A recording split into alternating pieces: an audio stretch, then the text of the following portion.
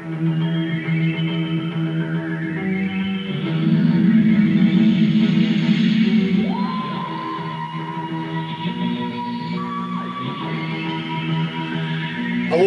Uvians, Dolly Man here with another classic Doctor Who review. What we're going to review tonight? Licorice. Yeah. Yeah.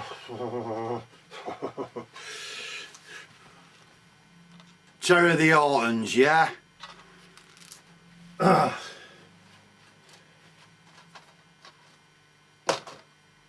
remember seeing this when I was 6.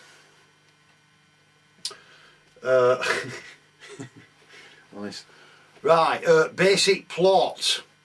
Plot is first of season 8, shown in 71.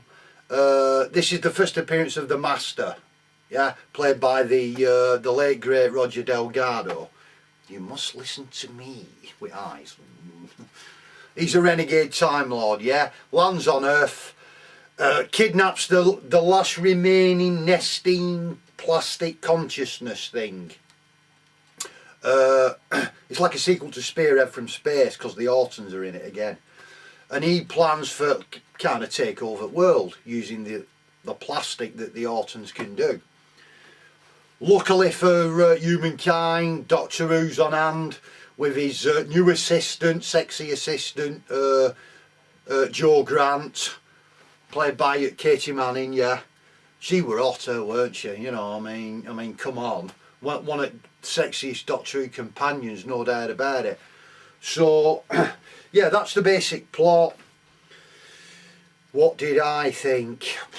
Honestly, I'll go through some of the scenes in a sec, but when I got this a few years back, I mean, I'd not seen it for millenniums.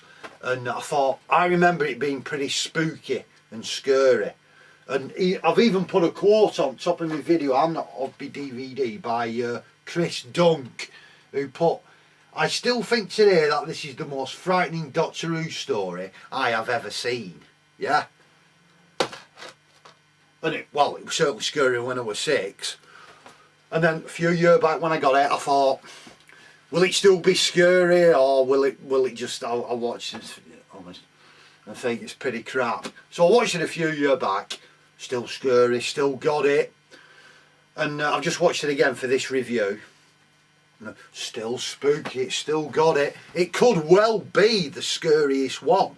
I mean, there's some scenes in this, especially that scene with that voodoo doll thing that the Master gives that blow, and it when it tries to come alive on back seat of a car because of heat, yeah, and then he take it to his house, and when it comes alive in his house, this voodoo doll thing, there's a clip of the handsome bastard, and but when it comes alive, I mean, it's obviously some like kid or some dwarf actor in a rubber suit, obviously, and they've superimposed it with background, so there's a bit few matte lines around it, and I think they've speeded it up slightly or something, but the fact that it looks cheap makes it more scary somehow. The way that it kind of gets up like with legs and it's still spooky as fuck, like, honest. It's kind of so bizarre that it's new pair of underpants job. Yeah.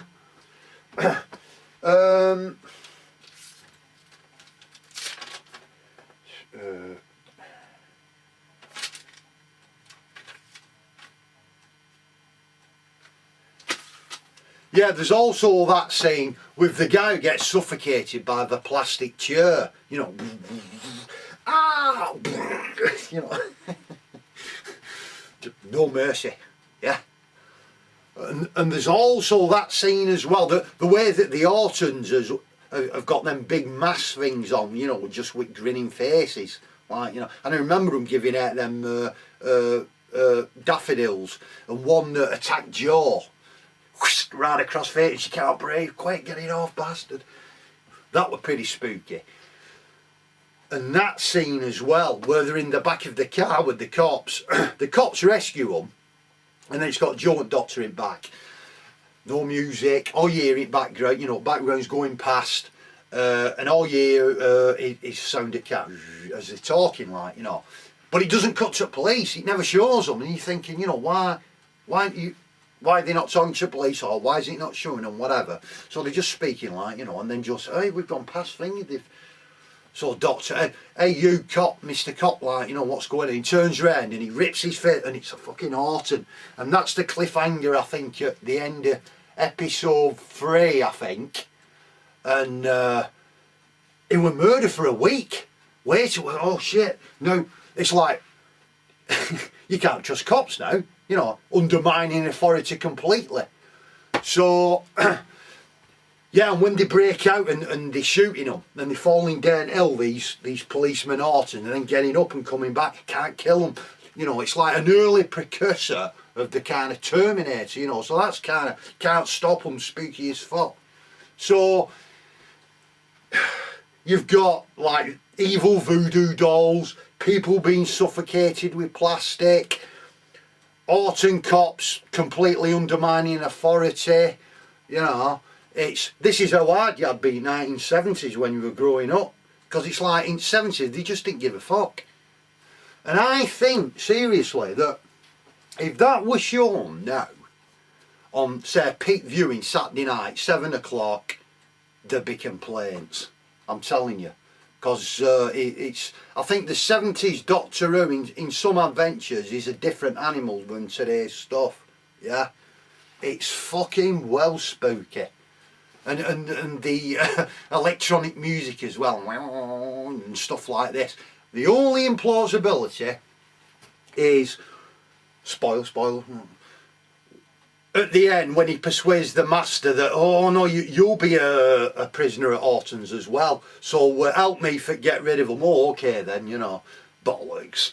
The master had already thought of that. He would have had some madcap scheme, wouldn't he, like, you know. And the other thing is that after you've watched it and you're recovering, you know, on Prozac or whatever, you actually think, hold on a minute, let's examine this this plot. Let's get this right. So the master decides to take over the planet by using plastic daffodils. I mean, what a lot of bullshit. You know, but it's like, not when you're watching it though, like when you're in it, it's like, you know, when you're being assaulted by plastic voodoo dolls, faceless police, telephone strangling wires and all this, it's like you're just in it. It's only later that you realise how completely ludicrous that plot were. But when you're watching it, it works, yeah. But apart from that, spot on. Terror of the Autons, 5 out of 5 TARDISes. If you've not seen it, see it again.